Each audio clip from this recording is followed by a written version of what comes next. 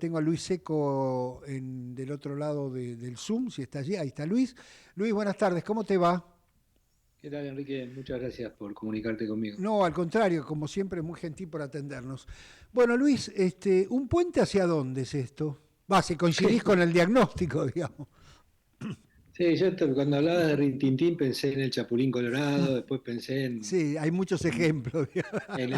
en el tío Rico en lugar del Pato Donald, aunque Claro. este sería el tío Donald, digamos. Mira, yo lo llamo a todas estas cosas que vos mencionaste recién, que ha hecho uso el gobierno de Milei, de Ujú, esto que vos llamaste puente, yo lo llamo anabólicos, ¿no? Es ujú, como que la economía argentina necesita del uso frecuente de anabólicos. Puede ser una foto, viste que cada tanto irrumpe la política de las fotos, las mesas de diálogo, fotos locales, fotos internacionales. Después, cuando la foto no alcanza, viene el dinero contante y sonante, como ujú. decíamos nosotros antes, ahora dicen crocante, digamos, veremos si hay y cuánto hay.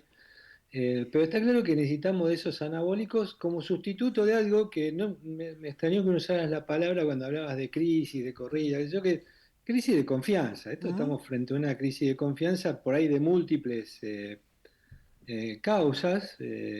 Yo creo, tal vez por deformación profesional, que es eminentemente de origen económico, o sea, ujú. tiene que ver con la fragilidad del programa económico. Y si eso es así, y si no me equivoco, el puente, que ahí me gusta así tu figura claramente, el puente es hasta el próximo programa, ¿no? Es Claro. como decir, bueno, no es un puente a ningún lugar, sino que es un puente hasta un programa consistente, sólido, y me parece que ahí, digamos, solo para ponerlo en perspectiva, cuando Caputo dice, "Pero Argentina no puede tener elecciones cada 2 años", yo lo que digo es, no, Argentina tiene que tener un buen programa, porque no puede ser que una elección te desbande, porque todos Ujú, los países tienen elecciones de medio término, no es un invento argentino, ujú, digamos. Y sin embargo, muchos países no sufren lo que sufren en Argentina frente a una elección legislativa. ujú. ¿Por qué? Porque creo que nunca podemos tener esa consistencia o esa solidez económica. Yo creo que la viabilidad política es función de la viabilidad económica, no creo que sea al revés. Y me parece que ahí yo te diría que la figura del puente te la voy a robar en algunas veces porque creo que es el puente hasta el próximo programa. Yo hablo de anabólicos porque es como que estamos todo el tiempo, viste, inflando, inflando, inflando, como para mostrar que nuestra solidez, que cuando llega en el momento de mostrarla cabalmente, te das cuenta que no es tal, ¿no? Luis, en ese sentido yo decía que quizá la mayor fragilidad del programa, para seguir con tu diagnóstico que comparto, fue que había una hoja de ruta que se firmó con el fondo allí en abril. Uno podría discutir si tenía sentido liberar el cepo para las familias, pero bueno, ese era un elemento, pero había una hoja de ruta que decía, bueno, vas a tener superávit fiscal, cosa que más o menos se cumplió, vas a comprar dólares aún dentro de la banda para fortalecer las reservas, y el Tesoro va a comprar dólares porque tiene que enfrentar compromisos de pagos de deuda. Esa parte del programa no se cumplió, eso es, eso es bastante obvio. ¿Te imaginas que ese puente, y a eso yo le atribuyo la fragilidad, ¿no? Porque, bueno, porque justamente por un problema de secuencia, es decir, bueno, como vos decís, la elección se sabía que venía el tal fecha y estaba programada previamente, no fue una sorpresa, que los argentinos nos dolarizamos más en épocas de elecciones tampoco es una sorpresa, de la tal de que si eso era algo que formaba parte de la realidad, y bueno, no haber comprado reservas para fortalecerte en un momento en donde después te las iban a pedir, sonaba eso, ¿no? Que no consistente en todo caso. ¿Cómo te imaginas ese programa que se supone que vendrá, no sé si después de las elecciones, durará hasta las elecciones, no sé, en algún momento tendrá que venir, digamos, ¿no? Nada, yo creo que es un problema que partiendo de la solidez fiscal o del Uh ancla fiscal, que después podemos discutir cuán sólida, cuán -huh, pesada es, porque en realidad el superávit está bajo presión por múltiples razones, pero en un contexto de ancla fiscal, la elección de un régimen cambiario y monetario se vuelve un poco más sencilla. No es que, viste, no es que los economistas hemos inventado casi de todo en todas partes del mundo, pero nunca conseguimos un régimen cambiario monetario que esté exento, digamos, de los problemas que genera cuando la política fiscal no le es compatible, pero viste, que sea el ideal, ¿no? Que vos tengas posibilidad de hacer política económica, que fluyan libremente los capitales y que el tipo de cambio sea estable. Eso no inventamos todavía un régimen así. Entonces uno tiene que elegir qué régimen, o sea, cuáles dos características del régimen cambiario priorizás y cuál dejás de lado. Argentina usualmente prefiere los regímenes cambiarios que dan cierta previsibilidad. Por eso siempre la elección de un régimen de tipo de cambio fijo. Ahora, los tipos de cambio fijo, los extremos que serían la convertibilidad o la dolarización, no te dejan hacer política económica, o sea, perdés estabilizadores, digamos. Tus colchones de estabilización no existen, ¿no? Menos si no tenés moneda. Eh, entonces, siempre tenemos ahí regímenes intermedios, medios oscuros, y las bandas con flotación eran eso, ¿no? Era como, bueno, el régimen de tipo de cambio fijo pronunciado al 1 al 2% ya no me sirve, voy a algo nuevo, pero me reservo cierta discrecionalidad. Y ahí es donde empezó el ruido, ¿no? Si vos mirás todos los indicadores, desde el nivel de actividad económica hasta los indicadores financieros, a partir de abril algo pasó. Y lo que pasó fue que cambiamos de modelo. El problema es que no se explicó, me parece a mí, suficientemente ese cambio de una estabilización basada en tipo de cambio a una estabilización basada en la cantidad de dinero. Por ahí estoy siendo muy técnico, por eso se anunció el 12 de abril. Dijeron, esta es la fase 3 del programa. Bueno, esa fase 3 del programa necesitaba algo clave, que era una política monetaria prudente y estable. El mismo Caputo la definió como clara, transparente y basada en reglas. No fue clara, ni fue transparente, ni estuvo basada en reglas. Entonces, ¿qué significa eso? Problemas. ¿Sí? Entonces, cuando me preguntaba a qué vamos, y yo no tengo muy claro, viste, se volvió, como pasa siempre, la discusión sobre la dolarización, un tipo de cambio fijo o extremo y demás. No sé, a mí, vos sabés muy bien, lo hemos discutido en otros ámbitos, no me gusta. Creo que si vos estás dispuesto a hacer todo lo que hay que hacer para que una dolarización funcione, ¿para qué vas a dolarizar? Pero puede ser un Además, atajo, ¿viste? te interrumpo un segundito porque además lo que sabemos nosotros es que en un contexto internacional como el que tenemos ahora, no tener la política cambiaria para ajustar en momentos de shocks externos, también te quitas un arma muy potente, porque una cosa es un mundo, si alguna vez existió, pero digamos, es un mundo un poco más estable, más previsible. Otra cosa es este mundo de Trump, de las guerras, bueno, de todo lo que vos ya sabés y que nos escucha y ve también.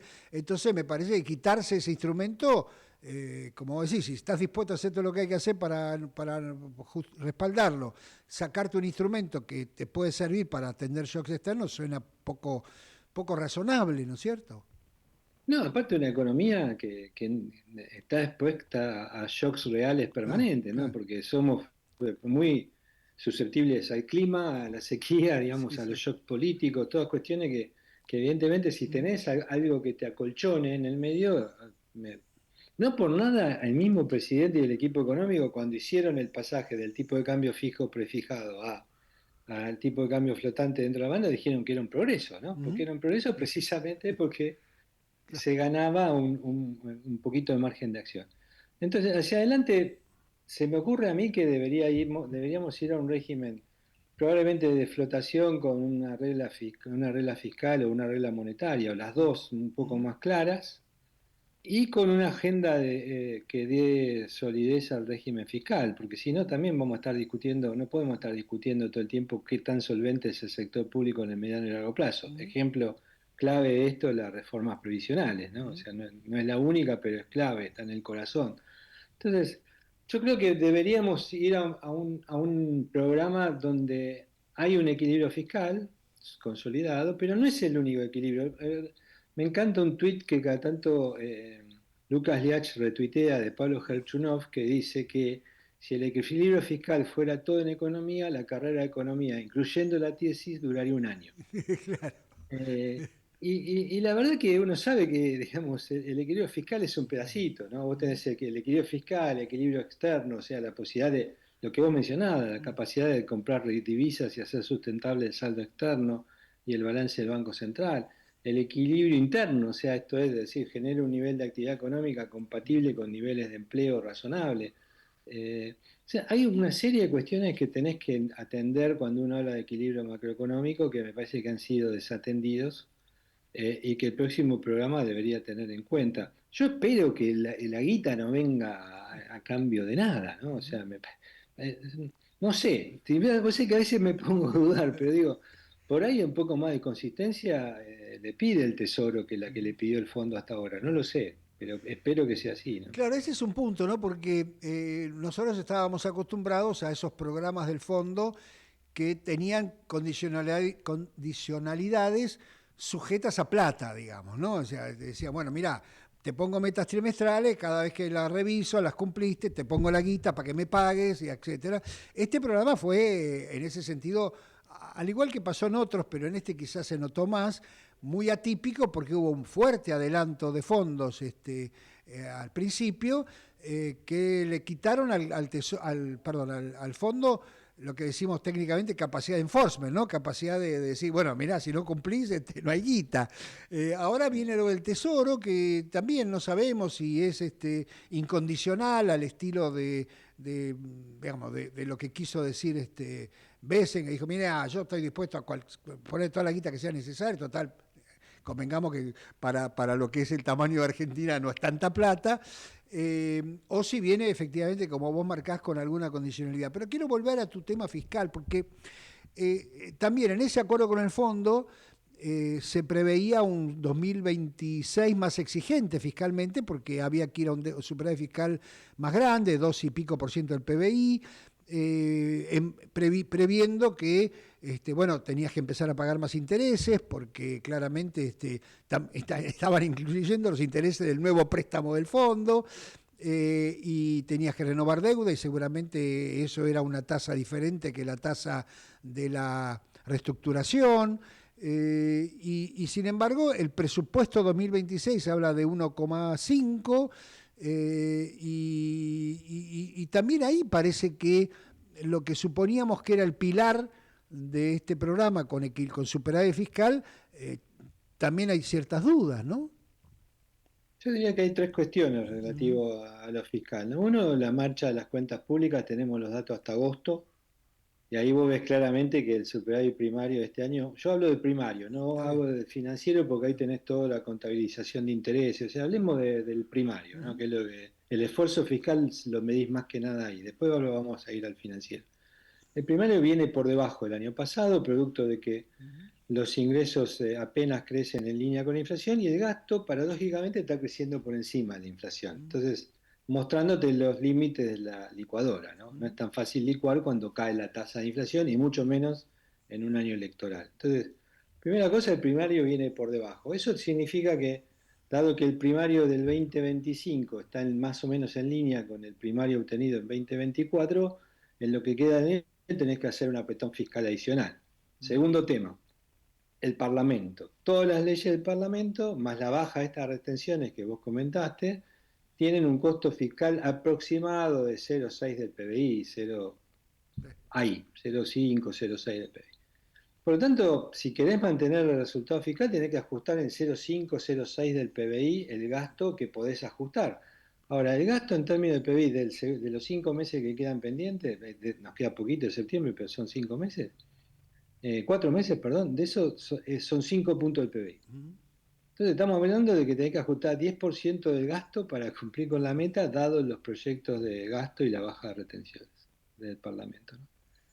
O sea, muy ajustado. Y tercero, que es el otro tema que a mí me preocupa mucho, que si bien es cierto que no se puede, viste, hacer el cómputo fácil de cuántos intereses se pagan y cuántos se capitalizan, vos lo mencionaste recién, Enrique, que a estas tasas de interés la deuda pública devenga una tasa que Ujú. arma una bola de intereses que no lo vemos en las cuentas fiscales, pero sí lo vemos en el stock de deuda, ¿no? Ujú. Ujú. Eh, y ahí necesitas recuperar rápidamente la solvencia del fisco, porque si no en algún momento van a decir, che, esta deuda es una bola como eran, ¿te acordás? La bola Sí, de la LEVAC, las bolas sí, de la LELIC. sí, sí, sí. eh, Sí, yo- la bola Esta es es la la bola misma, le que cambiamos el nombre, digamos. sí, tesorizamos, ¿no? Claro. Antes era deuda del Banco Central, ahora es deuda del Tesoro, pero ¿sabes cuál es el problema? Que el Banco Central las usa a las letras del Tesoro para hacer política monetaria. Entonces tenés una dominancia ahí, Ujú. si querés, de doble vía entre la política fiscal y la política monetaria, que a estas tasas de interés a mí me preocupa mucho porque Es cierto que vos ahora le decís a los depositantes en dólares, bueno, acá están los dólares para pagarte. Por eso a mí me gusta del tuit de Besen que dice, podemos darle ayuda, podemos recomprar la deuda del tesoro. Yo te diría que eso es lo más sano de todas las alternativas, ¿no? Que de la deuda que hoy hay duda que se pueda pagar, que es la que vence el año que viene, el tesoro norteamericano la recompra y ahí se terminó, no nos dé ni un dólar más que Sí. eso, digamos, ¿no? Eh, pero volviendo al otro tema, la deuda en pesos tiene una dinámica casi propia, te diría. Entonces, ahí hay un tema de solvencia fiscal intertemporal que tenés que manejar y que hay que lograr rápidamente que las tasas de interés bajen. Ahora, dicho esto, yo creo que fue una jugada imprudente la baja de tasa de interés de hace 10 días, Ujú. que te catapultó en parte el despegue de la brecha y del dólar en el mercado oficial. Y yo no sé si convendría ahora convalidar tasa de interés en pesos muy bajas de acá hasta octubre. Yo Ujú. tengo mis reservas, ¿no? Yo diría, es una política para después, pero no sé si es para el ahora. Está claro, Luis. La otra cosa bueno, no hemos llegado a la economía real. Para mí toda la economía es real, pero bueno, en esta definición media rara que tenemos los O economistas. macro y micro, cuando yo digo, ¿no? Sí, ¿Qué sí, sí, macro y micro? sí, es todo lo mismo, pero bueno, no importa.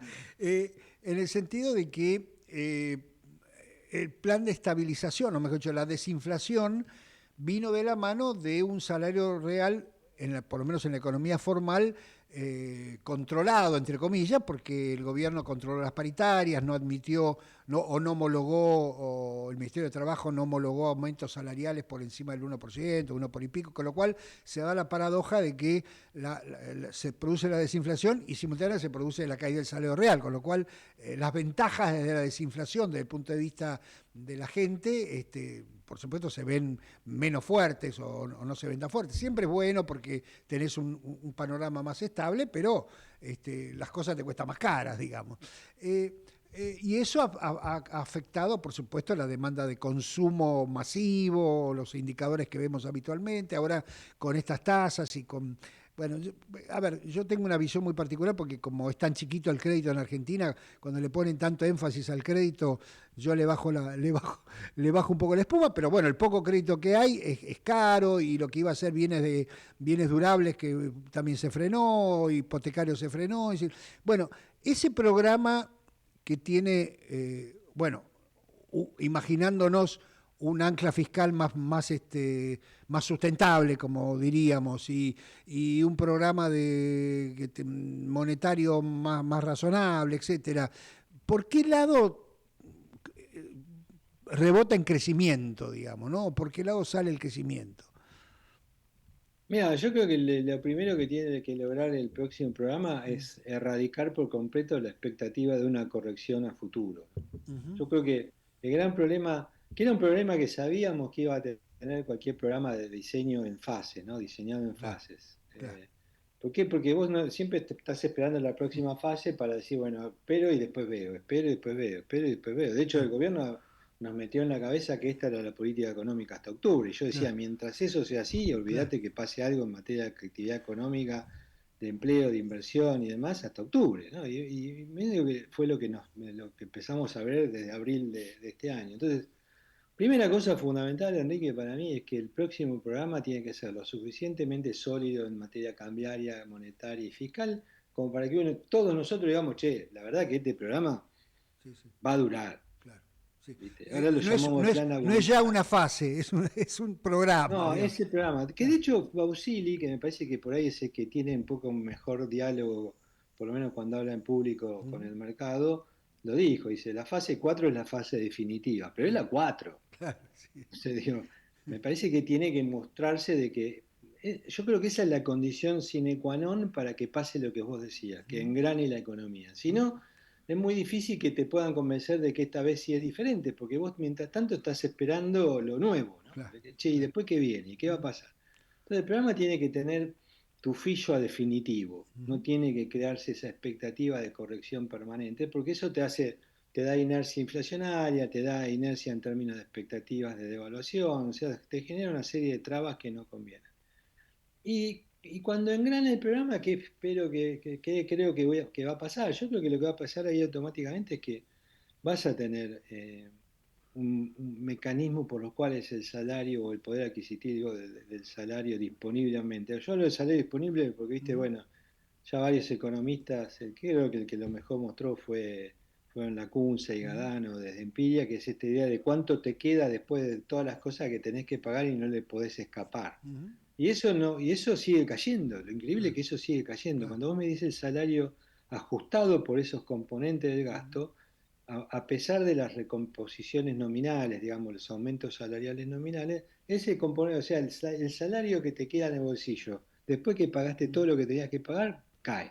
O el Sí, porque ingreso que te además queda. ahí te agrego una nota de pie de página, como los ajustes tarifarios siguen la inflación y además están recomponiéndose en términos reales, por más bajitos que sean, si el salario real no sigue la inflación y los ajustes tarifarios sí, el ingreso disponible te sigue cayendo, medido de esa manera, digamos, ¿no? Sí, y eso yo te diría que eso es otra de las cosas que hay que determinar Claro. también, ¿no? O sea, me parece que debería vos decir, yo preferiría decir, bueno, mira, hoy el Estado te cubre 25 o 30% de la factura promedio y durante todo el año va a quedar en ese 25 o 30%, el año pasado, el año que viene bajaremos al 15, el otro año al 5.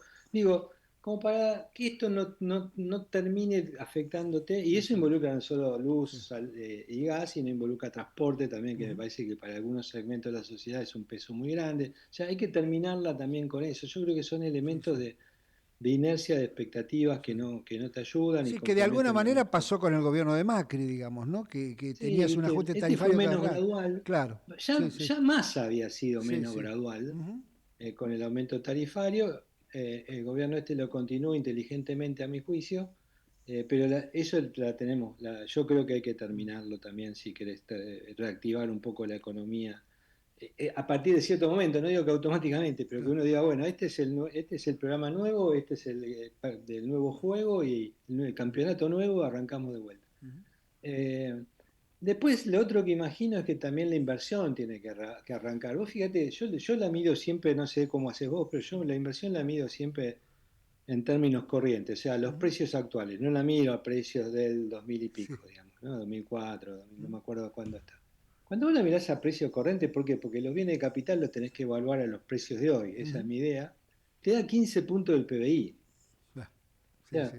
en Argentina no solo, como dijiste vos antes, el préstamo es así de chiquitito, los préstamos casi no existen, el sistema financiero es de los más chicos Yo siempre digo que hasta hace poco a los únicos países de Latinoamérica que le ganábamos en tamaño eran Haití y Venezuela, o sea, el sistema financiero argentino es muy, muy chico, pero la inversión es inexistente prácticamente, o Ujú. sea, ¿cómo podés crecer, cómo podés pagar buenos salarios en un país en el cual la inversión son 15 puntos de PBI? No, claro.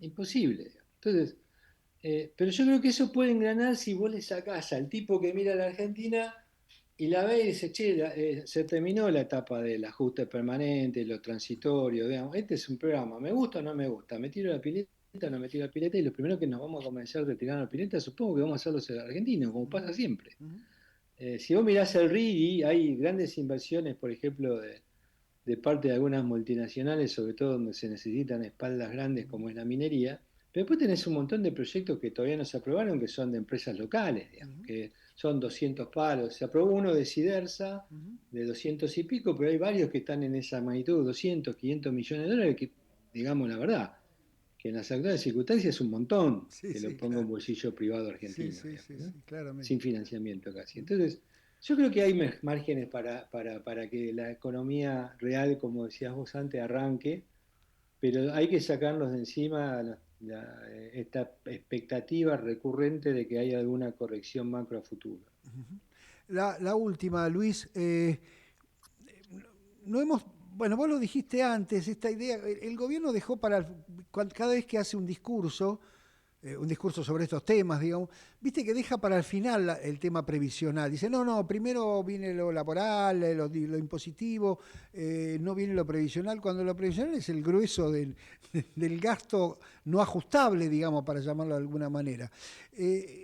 Pero quería ir al punto más grande, que es, da la impresión de que ahí también tenemos, en el tema fiscal también necesitamos no solamente decir, bueno, este es el superávit fiscal de los próximos años, no se negocia, etcétera, etcétera, sino estar más sólidos en materia de gestión de esa cuestión fiscal que incluya a las provincias, incluya a los municipios. O sea, el problema fiscal de Argentina es algo más de tener, qué sé yo, bueno, más ingreso que gasto, para ponerlo en términos muy rudimentarios, digamos, ¿no? Totalmente de acuerdo, o sea, necesitas leyes, o sea, Mm, eso es que está claro. No solo necesitas que se apruebe el presupuesto, yo creo que sería un gran paso si se mm, logra aprobar el presupuesto este año, para el año que viene, pero necesitas leyes, la ley de reforma previsional, la ley de reforma de las relaciones fiscales con las provincias, la ley de reforma tributaria, o sea, mm, son todas leyes que hacen al corazón del equilibrio fiscal sustentable mm, en el tiempo, y me parece que son discusiones que no hay que no deberían postergarse. De hecho, si vos mirás el acuerdo con el fondo en sus metas estructurales o benchmarks estructurales, están citados que el gobierno tiene que empezar a darnos a conocer de qué se tratan todas estas reformas y eventualmente varias de ellas tenerlas aprobadas para fin del año que viene, mm, como meta, ¿no? mm, Entonces yo diría que la discusión se viene. Yo ayer escuchaba a López Murphy en una locución que decía que este año hay dos proyectos de reforma previsional que va a haber que tratar porque tienen el timing de los proyectos legislativos. Uno es de María Eugenia Vidal y otra es de él. O sea mm. que más allá de que el Parlamento, que el Ejecutivo presente o no su proyecto, probablemente tengamos cierta discusión en materia previsional. Yo soy optimista de que se podría dar algún debate. Ahora, todo lo que suceda acá hasta octubre, que no falta mucho, más lo que viene después, es fundamental. Yo miro la nueva liga de gobernadores, lo que le dice Sí. al presidente, y digo, olvídate que se pueda discutir una No, ley, claro, o sea, claro. Sí, sí, sí. le corren el bulto todo el tiempo ahora, ¿no? Y Ujú. fíjate que ahora es un presidente que supuestamente tiene el tuit de Trump estampado en las tablas de la ley, por decir de alguna manera, Sí.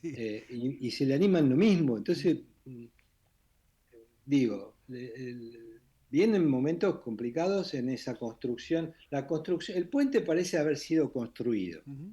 Lo que falta de la construcción es de ese programa que nos saque de esta expectativa permanente de correcciones a futuro y algún mecanismo de negociación política sobre alguna base concreta de diálogo que te permita tener cierta expectativa de que esas leyes se van a aprobar. Si no, digamos, buena parte de los empresarios argentinos van a seguir con duda, pues sin estas leyes yo sigo sin creer demasiado de que esta vez sí es diferente, ¿no?